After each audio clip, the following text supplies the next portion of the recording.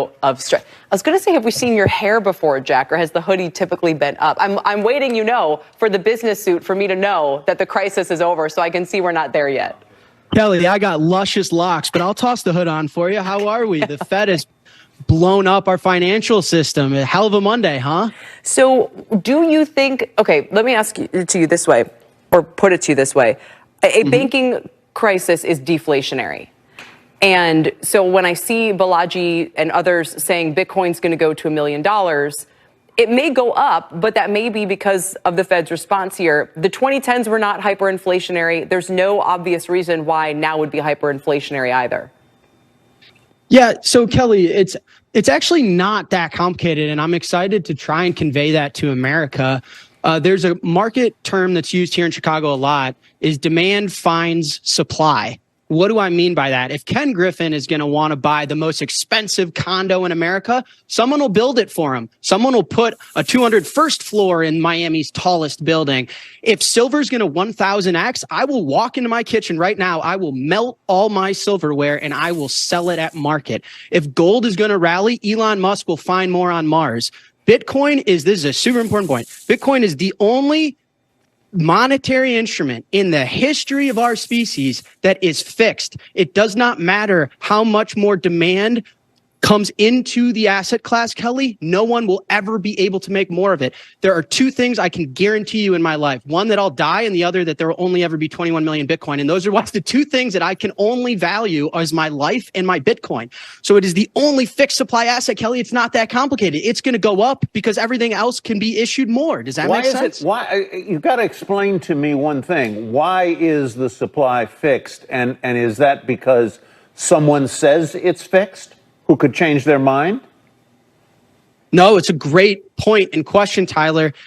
It's because it's written in the software and the software is distributed. There is no one person to ask. There is no one person to trust. The whole decentralization, is it decentralized so that you could put pictures and NFTs on the blockchain? Is it decentralized so that you could fix gaming? No, it's decentralized so that the defendants of the monetary policy are distributed, is so that it's a network of computers that actually defend the policy and the instrumentation of the monetary asset.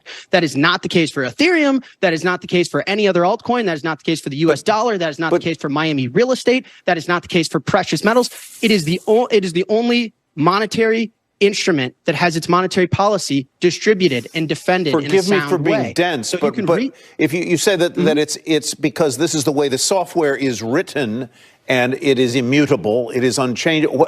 Why couldn't the software be rewritten, or why couldn't the authors of the software or the guardians of the software write a new software that creates Bitcoin 2.0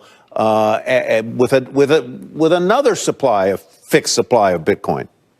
Yeah. So Tyler, I run Bitcoin software, and someone tried to do this. I want you to Google Bitcoin Cash after this interview is over. Someone said, I want to change the rules of Bitcoin. I may want to create more of a supply. I may want to make it faster. I may want to make it do a backflip. I may make it want to store pictures of monkeys drooling on themselves on the blockchain. And they created it, and they created new rules, and they called it Bitcoin Cash. It's a different asset. It's a different instrument. And when someone tries to pay me in it, my software rules that I run in my home in a room over there says, nope, that's invalid. That thing is a piece of poop, and I don't accept it because it is invalidating the rules of the system that were set out by Satoshi Nakamoto over a decade ago. So you can create whatever you want. You want to create FedNow coin, flip a Dookie coin. I don't care. There's 21 million of the things that I run and that I protect and that I save in. And those rules were started a long time ago. And that's what the network runs. So if you change the rules, you're creating a different monetary asset and a different instrument. It doesn't matter. Jack, did you guys have any effect from SVB's collapse? I know, like you said, you're in Chicago. I don't know if you had any exposure there as sort of a startup, or obviously I would imagine maybe some other, colleagues, clients, you name it. What do you make of all this?